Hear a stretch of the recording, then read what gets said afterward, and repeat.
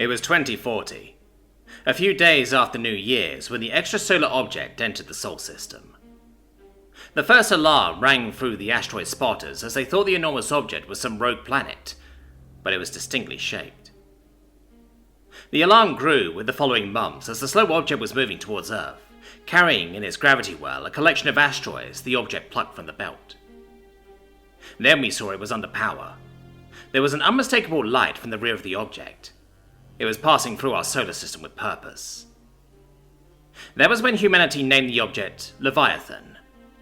We still didn't know if there were living creatures aboard, or if it was like our Voyager, meant to encounter life on its own, or...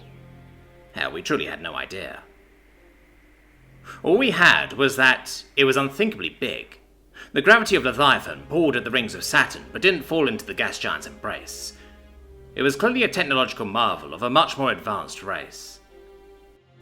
Panic grew on Earth. Humanity didn't know if they wanted to meet us in familiar embrace or destroy us in a predatory fury. We constantly bombarded Leviathan with messages extolling our virtues and our benevolent intentions to our strange and silent visitors, but still there was nothing. Some people couldn't handle not knowing what was coming. Even the Prime Minister of Britain's wife took her own life and her two daughters with a heavy dosage of sleeping pills. Unable to face the sheet uncertainty of the future, they chose the certainty of oblivion. The Prime Minister was left a gaunt and hollow man, still needing to lead his country. Everyone knew truly that his spirit was broken, and even still, Leviathan was bearing down on Earth.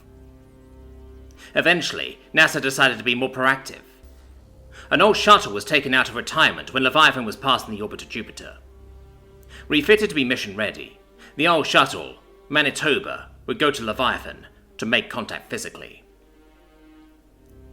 Attached to a Falcon Heavy rocket, the shuttle would thrust Henry Jameson, Jessica Nagata, and Ivor Thurston towards Leviathan.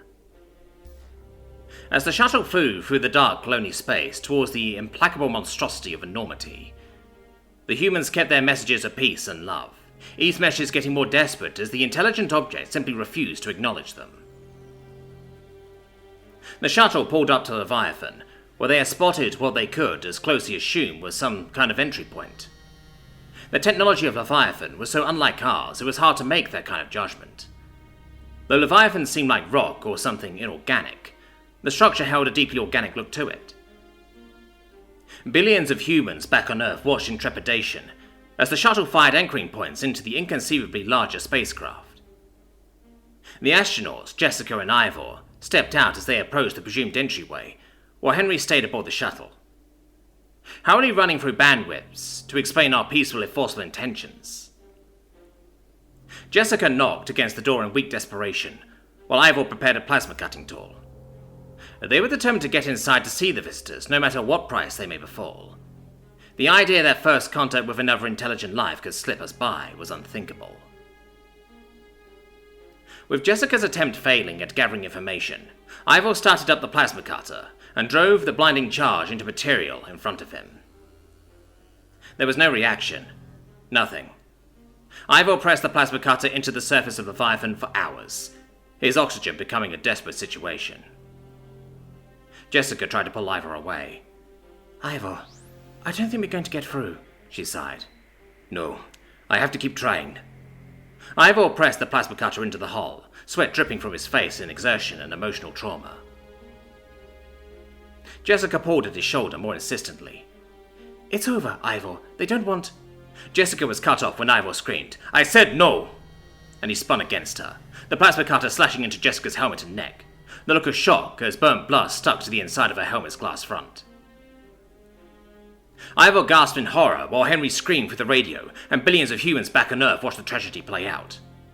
"What did you do?" Henry yelled, ineffectually, knowing full well what Ivor had done. I didn't mean," Ivor sputtered in shame. Ivor came back to his senses and muttered, "Henry, you have to leave me here. Take Jessica's body and I'll stay until I let me in or I die. I can't go back without getting through." Ivor turned back to keep trying to cut through the material that wouldn't respond to his efforts. The mission was logged as a failure, with Henry Jameson being the only survivor. Jessica was an accidental death, while Ivor was lost in space. We never knew if he eventually got through or not. It was getting to the point that Leviathan was moving past Earth, leaving a shadow over entire nations as its sheer mass blocked the sun. It was becoming apparent that whoever or whatever created Leviathan wanted nothing to do with us. Walking in cities soon became increasingly perilous as jumpers from high-rise buildings skyrocketed. We never knew what being denied first contact would do to us as a species. It was as if our very soul had been torn from us and left us utterly empty.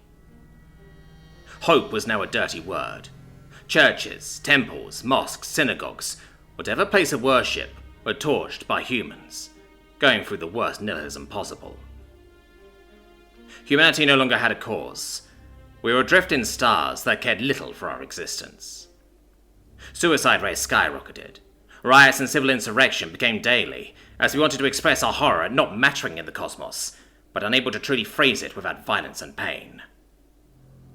Leaders of nations gathered in an undisclosed location, trying to work out a way to bring humanity back from the psychological brink. "There must be something we can do," the Chinese premier whispered. The Prime Minister muttered, "This is the end for us all. We can't come back from this. I wish Janet had killed me too." And he took a heavy slug from amber liquid. The American president looked at the screen, watching the Leviathan ship leaving sight of Earth's satellites. How much destruction and pain it had caused with his apathy towards us. The American president sat and poured some strong moonshine into a glass. "It would have been better if they did want to attack us. At least we would mean something then." An oppressive quiet filled the room. Nobody present wanted to make eye contact to confirm what they needed to do. A cold chill bore into everyone's being. The French president took a deep swig of alcohol before speaking. "If we do this, we all have to suffer. We all have to lose cities. Some of us may die, and they will be the lucky ones." The American president continued, "If it ever gets out, it'll mean the extinction of our species." The British Prime Minister shuddered visibly when he suddenly shot up, snatched a pistol from the shot guard. "I'm sorry, I can't." He pressed the barrel against his head and heard a click. Unfamiliar with weapons, the safety was still on. The Prime Minister choked a sob. The guard took the pistol from him gently, switched the safety off and gave it back to him. The American president sighed gently as she nodded to the Prime Minister. "It's okay, Arthur. You do what you need to do. We'll get this done." The shot rang out amongst the room as the body of the Prime Minister fell to the floor.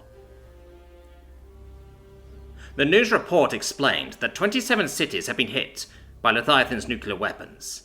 The death toll was catastrophic. Billions perished. Some of the Great World cities were wiped out in an instant. Humanity had been hurt. They wanted revenge. Instead of peaceful exploration of the galaxy, humanity had a new purpose. They would dash their attackers against the rocks of the universe. There would be no hiding place. Humanity switched from attaining wealth to creating a fighting force like never before. Weapons never before imagined would be created, and they would hunt down the creators of Leviathan for a crime they never knew they committed. The crime of ignoring us. We would take our rightful place amongst the stars, to punish those who had the gall to avoid our voices. There would be no quarter. No empathy for those that try to break us in their ignorance.